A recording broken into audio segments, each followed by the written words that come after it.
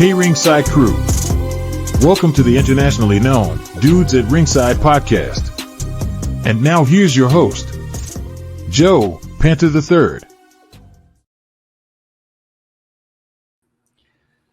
Wow, Ringside crew. Today is the 5-year anniversary of the internationally known Dudes at Ringside podcast. 5 years ago today, me and my former co-host, we stepped off the curb and decided to interview independent wrestlers. Foxy was the very first person that ever took the interview. She took it without even a flinch because she knew me and my former co-host just like knew us that we weren't going to be weird and approach it with dumb questions. And we just took off on the journey. And then Kiara opened that imaginary UK door to give us that international name that I love and saying with a little twinkle in my eye and a flicker of my wrist and a jiggle of my shoulders. But now we're here, 5 years, fans. And I have a young lady that is joining us to be the 5-year anniversary guest. Introduce yourself to my internationally known audience. Hey, everybody. I'm Wanda Delray, a professional wrestler. And excited to be on the podcast and hope you guys enjoy listening. And I'm excited to be reaching you guys. Yes, awesome. So let's go back. When did your wrestling timeline start? Was it a match you saw? Was it something that somebody presented to you as a kid? Where did it start? Well, it's funny that you say it's like your anniversary of your podcast. It's actually close to the anniversary of my wrestling kind of career as well. I've been at it for about 5 years or so, when I first started training.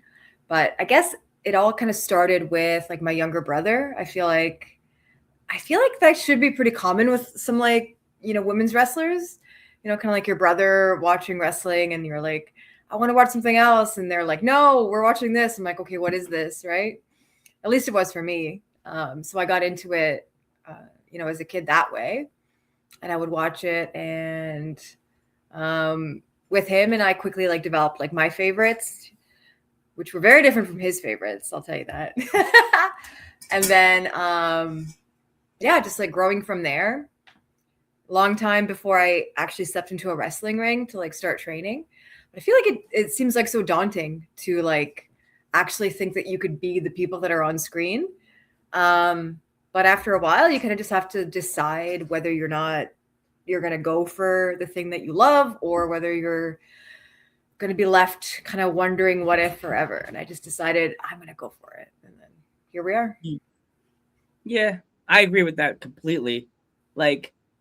This journey with the podcasting originally wasn't supposed to happen. I just didn't have the time or didn't want to be. My former co-host was like the girl at the door, do you want to build a snowman? And I'm like, no. In Brooklyn style, fuck out of here. Get off my porch. I'm like, put through the door. Get the hell off my porch. Get him, Pujo. Little Daushin runs out. Get him. I'm licking him. But so how long did it take you to find the school that you settled on? Well, in Canada, there's not that many schools. And Canada's weird because from one major city to the next, even it's a minimum 5-6 hour drive anyways. Ooh. So that doesn't help things. But yeah, I looked into a school. It was actually Santino Morella's school. Oh, right before before COVID. And I called them and they were like, oh yeah, no, Santino's he's not doing this anymore.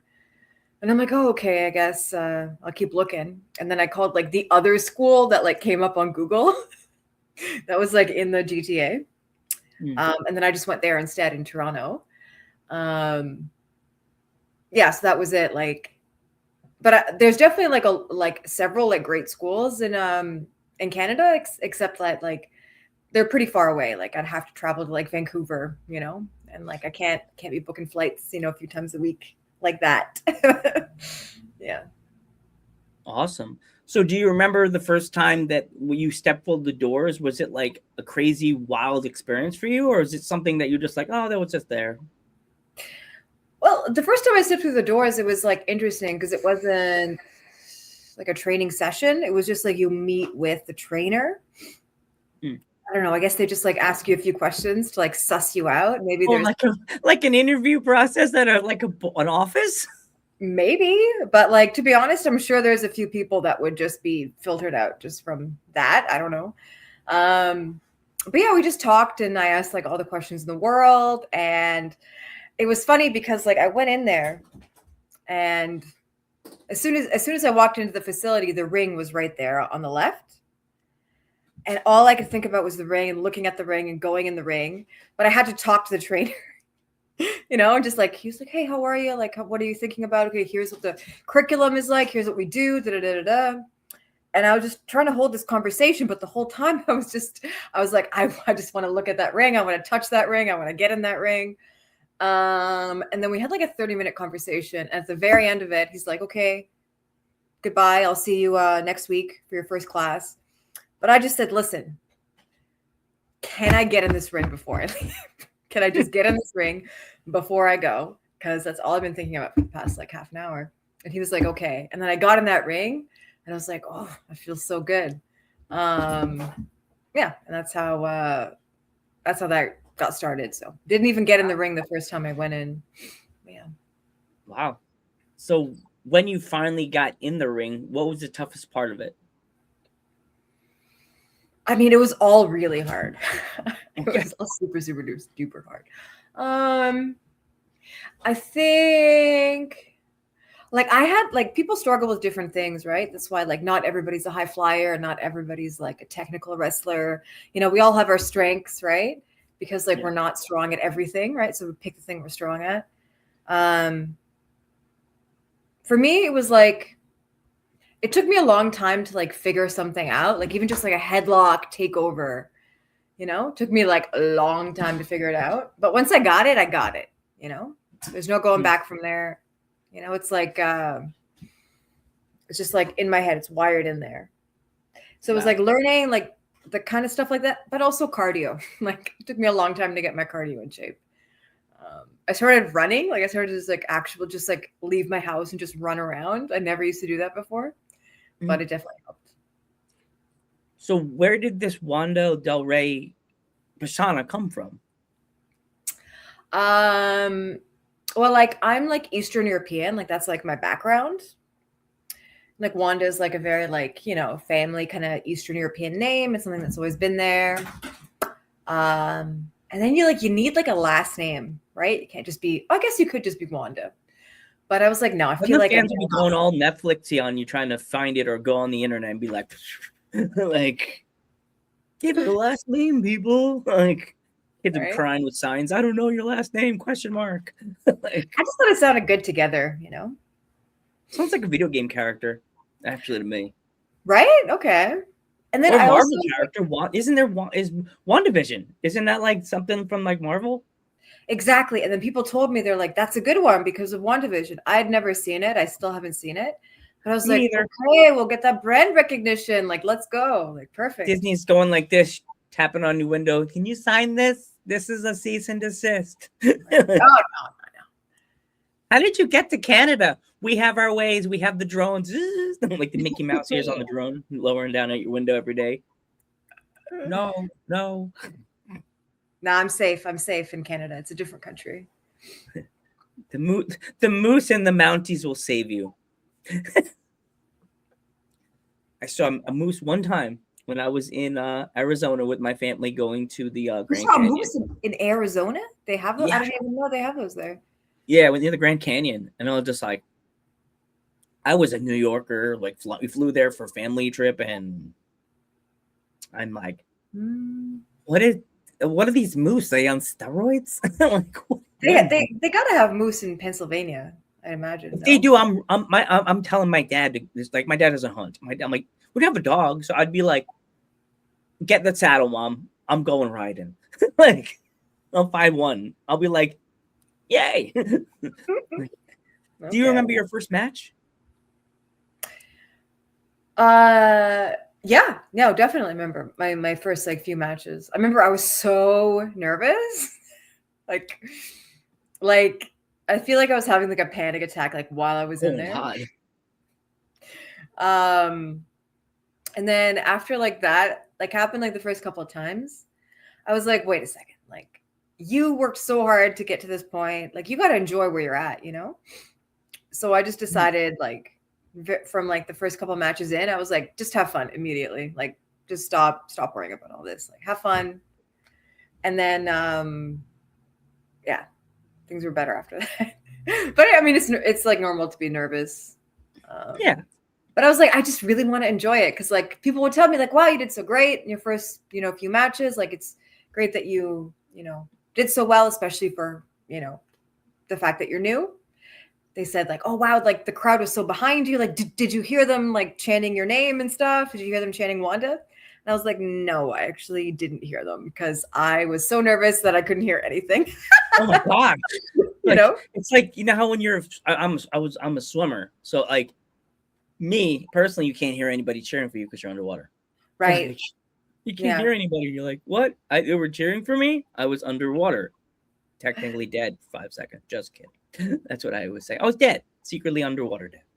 But do you remember who the opponent was? Yeah, my first couple opponents were like a trainer out of like Kitchener Waterloo, Ontario, Sabrina Kyle. And she was just wonderful in like helping me get through everything. She was like such a rock, making sure that, I looked good and she looked good. And yeah, just wonderful. Like, I feel like it's so important to make sure that you're working with people who are there to like support you in the beginning, especially. Yeah, love her. Is there any female wrestlers or male wrestlers that within the Canadian like universe of indie wrestling that you've been wanting to wrestle for 2026? I call it my bingo card. Is there anybody on the bingo card that you want to check off for this new year? Yeah, for sure. Like I've wrestled Jody Threat a few times in like kind of like multi-man matches, but I've had like just one kind of one-on-one match with her, and I would love to kind of do that again for sure. I'd love to wrestle her just as many times as possible throughout 2026. Like she's wonderful. I'm sure we'd do great together. And then I wrestled Zoe Sager a couple of times. She's out of Calgary, somewhere in Calgary, I believe. I'd love to wrestle her again. I just have to get over to Calgary. It's like Canada's so strange. It's like it's so far away. Everything looks so close together, but it's like kind of like upstate New York and PA. You really think that going to the local gas station, get your hot dog, and it's just maybe it's an hour. It's 10 minutes, like 15 minutes just to get somewhere where I live. It's like, oh God, going back to Long Island would be so much easier. But I know a few others that I would love to see you wrestle. Ronnie Payne. She's from Canada. She's another Canadian wrestler. Jessica Black. Yeah.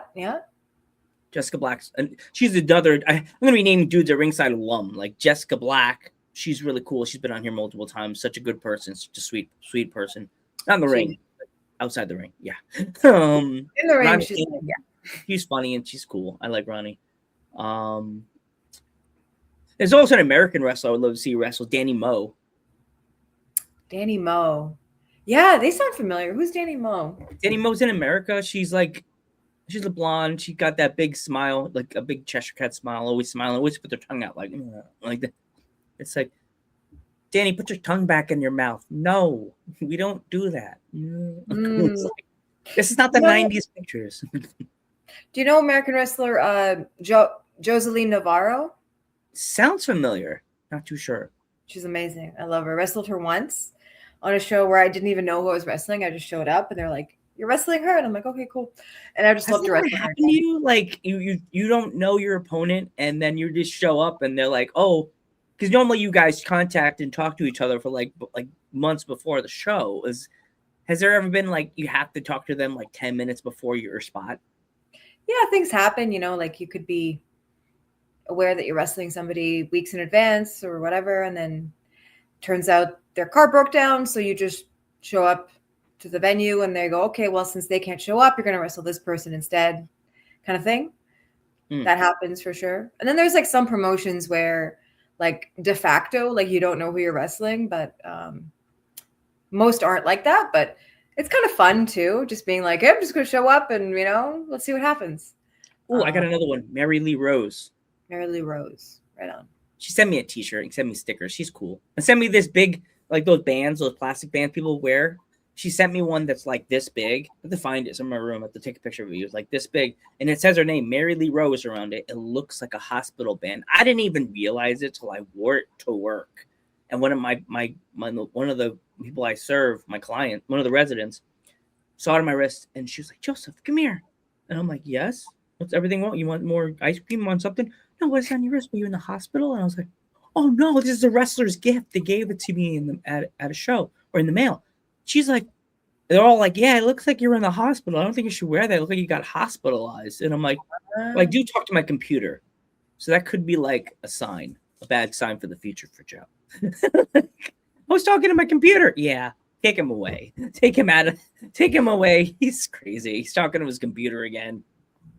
That's sweet though. She said that. Yeah, it was cool. And the t-shirt. I wear the t-shirt every once in a while. I love it. I love the little gift bags the wrestlers send me, stickers, t-shirts, and I love the promos. Oh, the promos are always so cool. Ever since the beginning when Tom B from England sent me this promo that looked like something out of like a Hitchcock movie.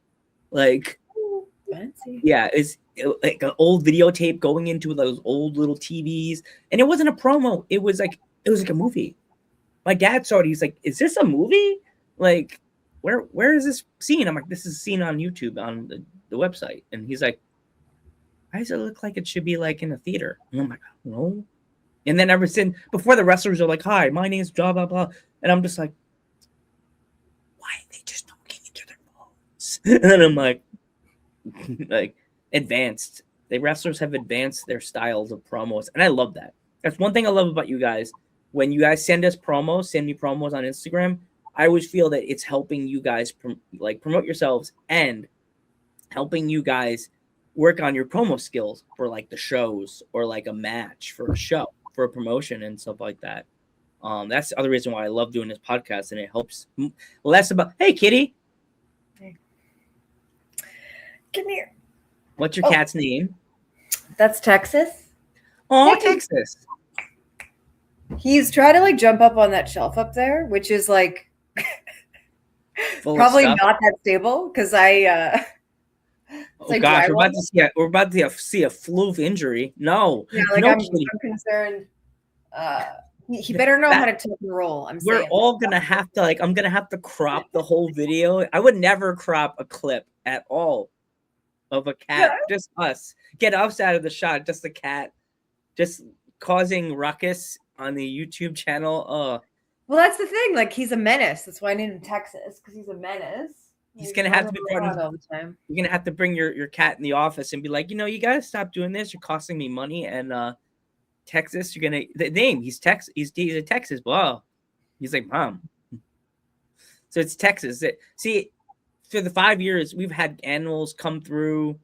We've had somebody's cat come and headbutt the camera. We've had people with turtles in the background. Turtles. Oh, I love that. Turtles as pets. It's so cute. And the girl put the turtles, the sticker on the tank. I'm like, is that not safe? That's alcohol and like a sticker on a cake. Oh, hey. Turtles are like super stinky though. That's what I heard about. Oh yeah, that's all. He's like, no, Mom, I don't want to lay on your leg. I'm just gonna be in front of the camera. No, like anywhere where I want him to go, he's like, no, definitely not. I'll go exactly where you don't want me to go. Aw. Have you ever had to travel for a long amount of time and somebody would have to take care of Texas? I think once I had to travel for like more than like 4 days. And then I had to have my mom like step in. And then I think like my friend who lived up the street also came in. But like, even if I'm gone for like a few days, like you have like automatic cat feeders. So that's fine. Shit like that. They can just swoop in and eat it. Although I did come home and he like knocked it over and like figured out how to get into it. I was like, oh, Texas. Cats. They're smart. Right? Yeah, They're smart. So Yeah. I noticed your gear. Like, who made it? Which gear? Oh, the one in the promo picture, like the silver and the silver. I talk about all of them. Yeah, that one I got from a gear maker in the US, Brujadora. They're based out of like, where are they based out of? Like somewhere like either on the continental US or out of like, or somewhere a little bit further south. But they make a lot of like pre-made gear, which is really cool. So like me, like I have like ADD, so like I can't like follow through with things where I'm like what am I gonna get? Like what is the design? Like like all these details. So I just like go on her like page. Okay. And Wow. she just like posts like she's like, hey, like I already made these. Like, do you just want to buy them? And I'm like, okay. Gotta figure out where, because I saw the other outfits. I think you have a blue one, right? You have a blue outfit also. Yeah, the blue one was custom made. So like there's cool. that one which was custom made, which I got from this woman in Greece randomly. And then a couple of others like I made myself, but quickly I realized that I can't be doing that because like I'm not that good, and the amount of time that it takes to get good at gear making is like exponential. Like I have to focus on getting like great at wrestling. Like I can't be focusing on getting good at gear making. So yeah, it's crazy because I know wrestlers that will go get some gear, like get the knee pads. And it must be hard for you guys to get that stuff because I know you're in Canada. Does you find it difficult to find people within Canada to work with so you don't have to pay the tariffs and all that stupid crap with the mail? No, because like when I first started buying like knee pads, I get them from, what's the US site that everybody gets knee pads from? I wish I knew because I'm just a podcaster. I buy them from this US site, but like the conversion rate and the delivery would be like bananas. So I would be like, oh, screw that. And then I get them from Japan. Like there's this website that'll just send you knee pads from Japan. But again, not super convenient or affordable. There's been some recent like Canadian people who've started making knee pads, which is like wonderful, great. But I got like hooked on these knee pads that like are no longer being manufactured. They're from Trace. So they're called Trace knee pads. And they were originally made for like volleyball stuff, but like the company went out of business. But that's like what all of the modern like wrestling knee pads are like based on. Like all of the design, they're based off of Trace knee pads, which aren't made anymore. But I go on eBay and like every few months I'm like, oh, there they are, Trace knee pads. And I buy them. Wow. And they're like super expensive, but I don't care because I love Trace knee pads so much. And I'm so sad that they went out of business. So I need to find like the last few pairs to just like have on hand. Like there was a shop in Quebec that used to sell them, Trace knee pads, but they recently also ran out of stock. Like you couldn't even buy them online. You'd have to call this phone number in Quebec, and there'd be like this like 89-year-old man, and he'd be like, 89? Oh no. Yeah. Super thick accent, and he'd be like, okay, I can mail them to you. And the first time he got my address wrong, so they got like sent back. We had to send them back again. But I need those knee pads. Like I need the Trace knee pads.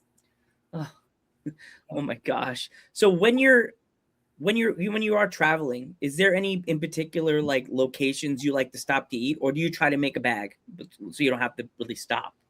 I would love to make a bag. I do not have that much foresight, unfortunately. That's my goal for 2026 is make a bag, do everything. Texas is like, yes. Yes. Make me a bag too. With treats and everything. Yeah, like if you don't have something like made to bring with you in the car, usually you're just stopping at an en route, which I don't think there's an American equivalent of. Do you know what an en route is? South, it's called Buc-ee's, and I'm still fiending to finally step foot in a Buc-ee's. Okay, so that's like Buc-ee's is like en route?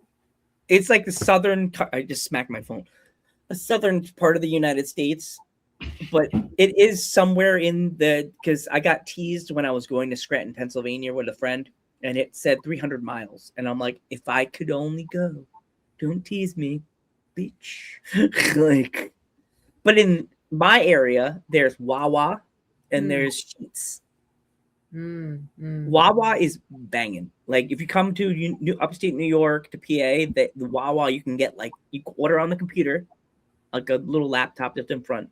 You can get sandwiches, you can get milkshakes, smoothies, the fancy coffees, you know, like get yourself a sub, get yourself, I have to talk in my sister's voice, get yourself a sub, you can get yourself a nice sandwich, you know, hook yourself up, you know, like make it yummy, have fun with it. Like, yeah. So what's going through your head when you're like at the curtain before your match?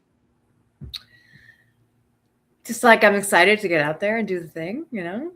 I hope that the crowd like reacts the way that I want them to.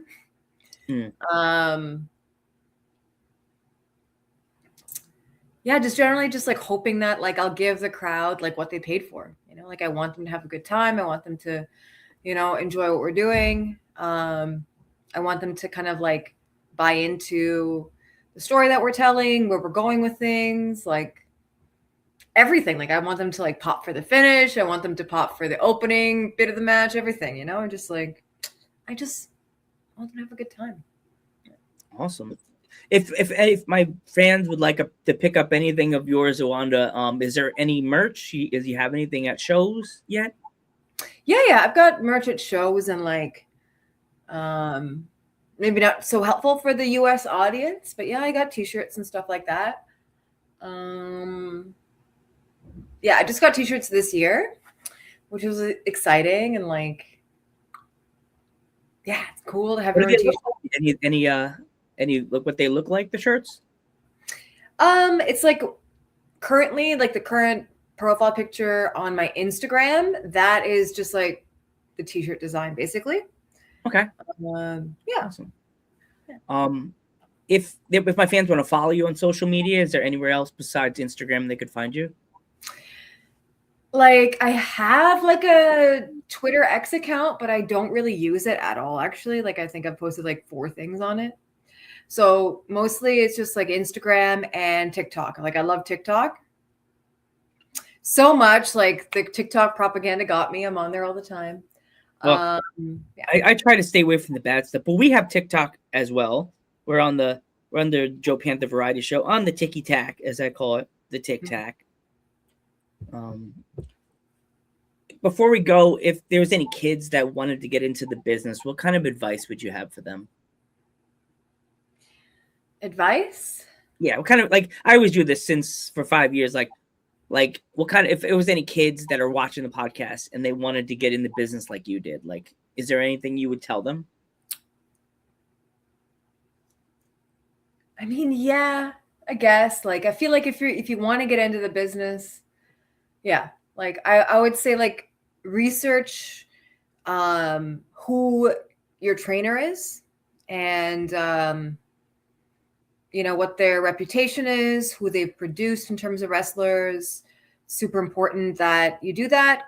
You know, their accomplishments as a, you know, wrestler themselves is really important.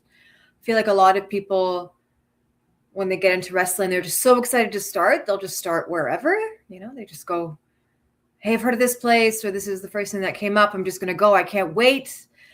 But it's super important that you start with a reputable school, with people that have a good reputation, because if you learn the bad things as the first things that you learn, you know, like bad habits, like that's not good. First of all, you know, that's going to set you back. And just making sure that your coaches and your trainers have a good reputation amongst the industry is also super important.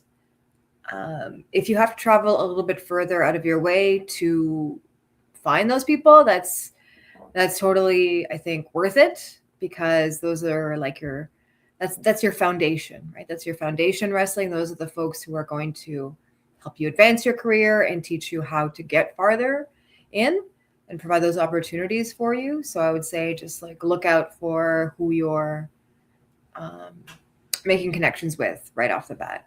Yeah. Awesome.